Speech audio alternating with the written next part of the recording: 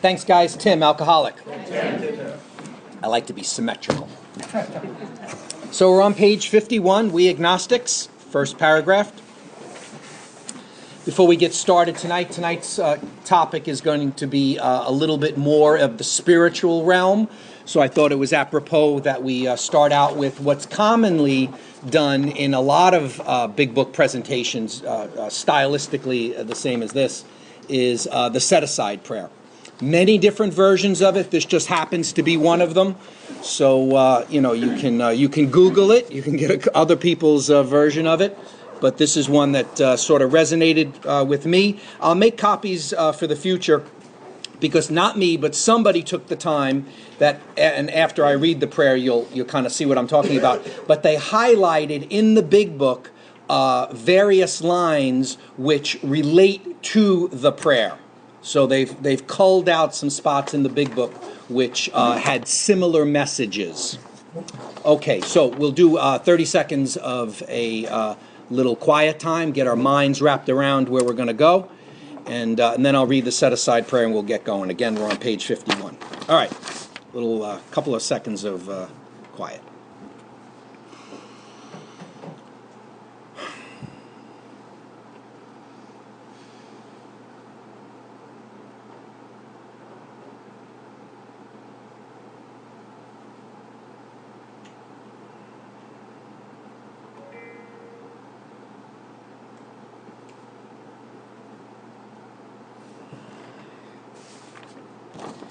God, please set aside everything I think I know about myself, the 12 steps, this book, the meetings, my disease, and you, God, so I may have an open mind and a new experience with all these things.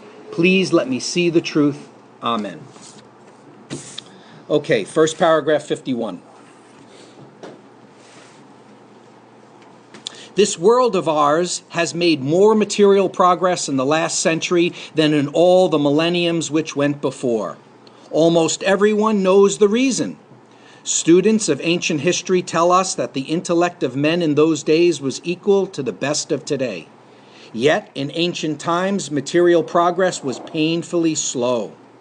The spirit of modern scientific inquiry, research, and invention was almost unknown. In the realm of the material, men's minds were fettered by superstition, tradition, and all sorts of fixed ideas. That's closed-mindedness. Some of the contemporaries of Columbus thought a round earth preposterous. Others came near putting Galileo to death for his astronomical heresies. We asked ourselves this: are not some of us just as biased and unreasonable about the realm of the spirit as were the ancients about the realm of the material? Even in the present century, American newspapers were afraid to print an account of the Wright brothers' first successful flight at Kitty Hawk. Had not all efforts at flight failed before? Did not Professor Langley's flying machine go to the bottom of the Potomac River? Was it not true that the best mathematical minds had proved man could never fly? Had not people said God had reserved this privilege to the birds? Only 30 years later, the conquest of the air was almost an old story, and airplane travel was in full swing. But in most fields, our generation has witnessed complete liberation of our thinking. Show any longshoreman a Sunday supplement describing a proposal to explore the moon by means of a rocket, and he will say, I bet they do it. Maybe not so long either. Is not our age characterized by the ease with which we discard old ideas for new, by the complete readiness with which we throw away the theory or gadget which does not work for something new which does? So I think here the big book author is making the point that you can choose to believe. You can make a choice to believe. It's within your power. We had to ask ourselves why we shouldn't apply to our human problems this same readiness to change our point of view. We were having trouble with personal relationships. We couldn't control our emotional natures. We were a prey to misery and depression. We couldn't make a living. We had a feeling of uselessness. We were full of fear. We were unhappy. We couldn't seem to be of real help to other people. Was not a basic solution to these bedevilments more important than whether we should see newsreels of lunar flight? Of course it was. So bedevilments are the torments, the mental torments that we go through.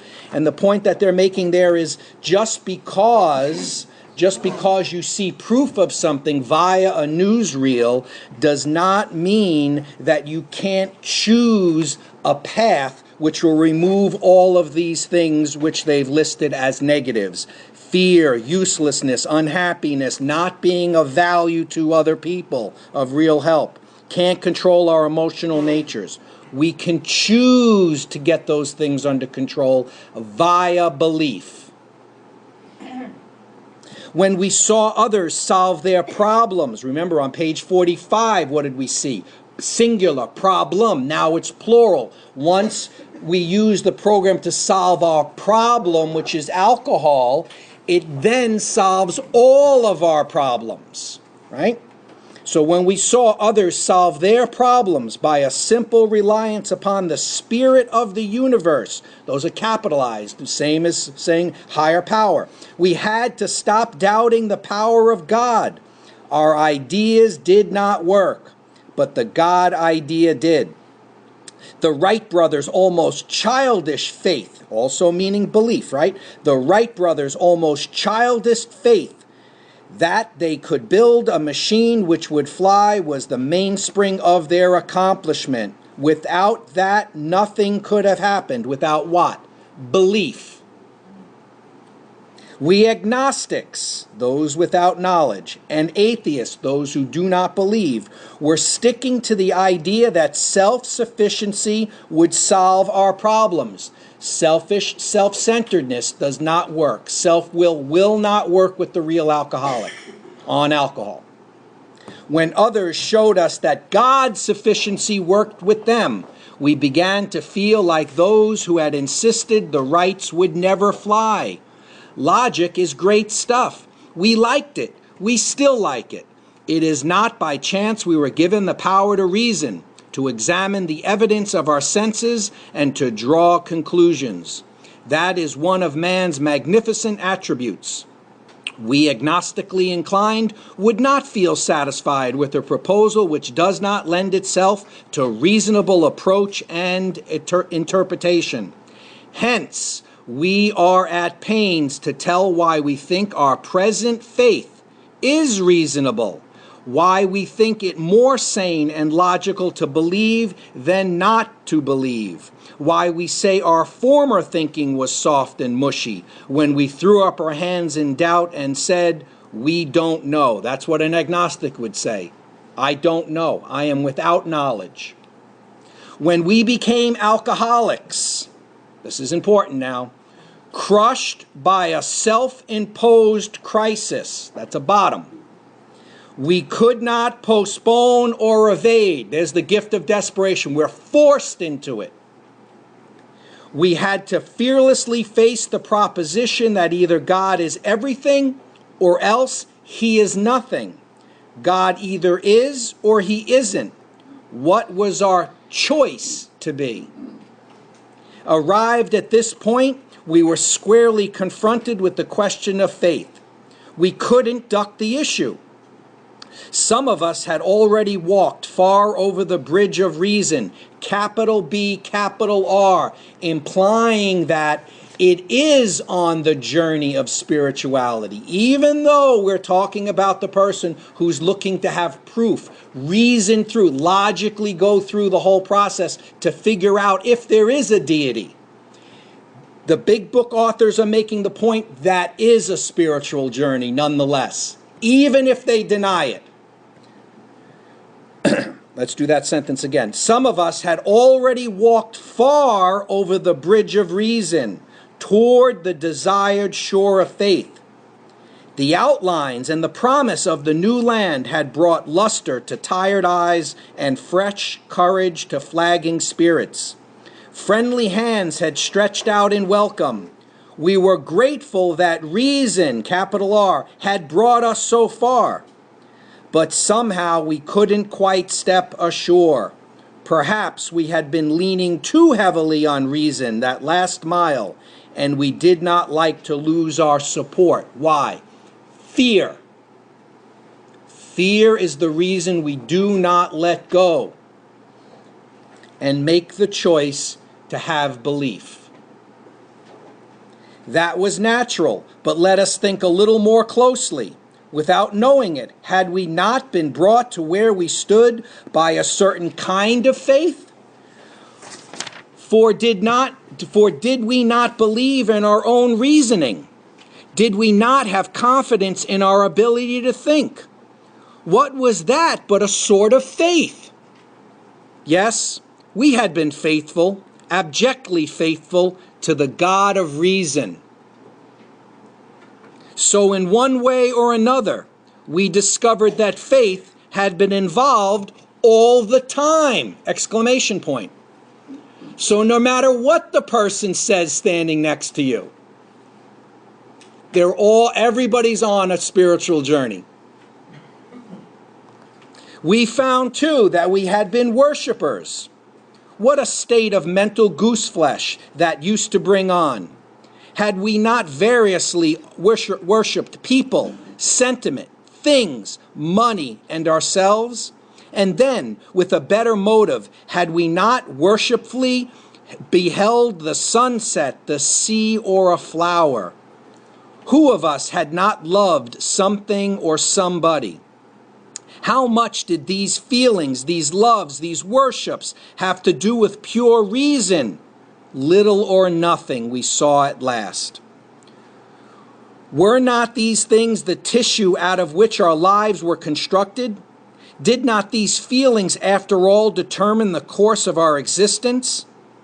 It was impossible to say we had no capacity for faith or love or worship. In one form or another, we had been living by faith and little else. Imagine life without faith. Were nothing left but pure reason, it wouldn't be life. But we believed in life. Of course we did. We could not prove life in the sense that you could prove a straight line is the shortest distance between 2 points, yet there it was. Could we still say the whole thing was nothing but a mass of electrons created out of nothing, meaning nothing, whirling on to a destiny of nothingness? Of course we couldn't. The electrons themselves seemed more intelligent than that. At least so the chemists said. Hence we saw that reason isn't everything. Neither is reason, as most of us use it, entirely dependable, though it emanate from our best minds. What about people who proved that man could never fly? Yet we had been seeing another kind of flight, a spiritual liberation from this world, people who rose above their problems. Arose above their problems. It's different perspective. Doesn't mean the problem went away.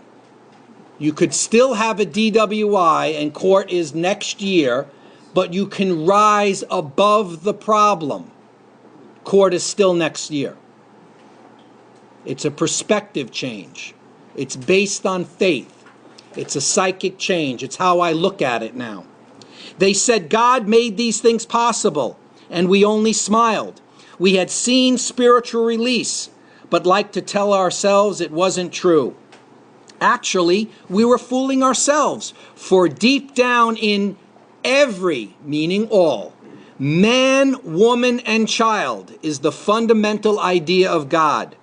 It may be obscured by calamity, by pomp, by worship of other things, but in some form or other, it is there. For faith in a power greater than ourselves and the miraculous demonstrations of that power in human lives are facts as old as man himself. We finally saw that faith in some kind of God was a part of our makeup, DNA, just as much as the feeling we have for a friend. Sometimes we had to search fearlessly But he was there. He was as much a fact as we were. We found the great reality, capital G, capital R, deep down within us. In the last analysis, it is only there that he may be found. It was so with us. So when we say in the program it's an inside job, that's where it is. It's inside you. You are the carrier of it. We can only clear the ground a bit if our testimony helps sweep away prejudice, enables you to think honestly, encourages you to search diligently within yourself. Then, if you wish, meaning choice, you can join us on the broad highway, the spiritual journey. With this attitude, you cannot fail. 0 failures. With this attitude, you cannot fail. The consciousness of your belief is sure to come to you. In other words, it was there all the time. It was in your subconscious. You become aware of it now. In this book, you will read the experience of a man who thought he was an atheist. His story is so interesting that some of it should be told now. His change of heart was dramatic, convincing, and moving. Our friend was a minister's son. And of course, they're talking about Fitz Mayo. We talked about in the doctor's opinion. He's actually listed on Roman numeral page 31 XXI. And he's the guy that was hiding out in the barn. And they eventually found him. He was thinking about committing suicide. And so it's Fitz Mayo. And his story's in the big book here. It's on page 208. Our Southern Friend. Fitz Mayo, our Southern friend. He attended church school, where he became rebellious at what he thought an overdose of religious education. For years thereafter, he was dogged by trouble and frustration. Business failure, insanity, fatal illness, suicide. These calamities in his immediate family embittered and depressed him. Post-war disillusionment, ever more serious alcoholism, impending mental and physical collapse brought him to the point of self-destruction, meaning suicide. One night, when confined in a hospital, Towns Hospital, he was approached by an alcoholic, Bill Wilson, who had known a spiritual experience. Our friend's gorge rose as he bitterly cried out, "If there is a God, he certainly hasn't done anything for me." But later, alone in his room, he asked himself this question: is it possible that all the religious people I have known are wrong? While pondering this answer, he felt as though he lived in hell. Then a thunderbolt, a great thought came. It crowded out all else. Who are you to say there is no God? This man recounts that he tumbled out of bed to his knees. In a few seconds, he was overwhelmed by a conviction of the presence of God. This is a spiritual experience. It poured over and through him with the certainty and majesty of a great tide at flood. The barriers he had built through the years were swept away. He stood in the presence of infinite power and love. He had stepped from bridge to shore. So he was an atheist. He was on the bridge too. For the first time, he lived in conscious companionship with his Creator. Thus was our friend's cornerstone fixed in place. No later vicissitude has shaken it. His alcoholic problem was taken away. That very night, years ago, it disappeared. Save for a few brief moments of temptation, the thought of drink has never returned. And at such times, a great revulsion has risen up in him. Seemingly, he could not drink even if he would. God had restored his sanity. So he's recovered. What is he recovered from? A seemingly hopeless state of mind and body. Big Book says it quite often, right? What is this but a miracle of healing? Yet its elements are simple. Circumstances made him willing to believe. His bottom made him willing to believe. Which is really steps 1 and 2. He humbly offered himself to his Maker. Then he knew. That was step 3. Just listed steps 1, 2, and 3 in those two sentences. Even so has God restored us all to our right minds. To this man, the revelation was sudden. Some of us grow into it more slowly, but he has come to all who have honestly sought him. When we drew near to him, he disclosed himself to us. I'm going to stop there tonight.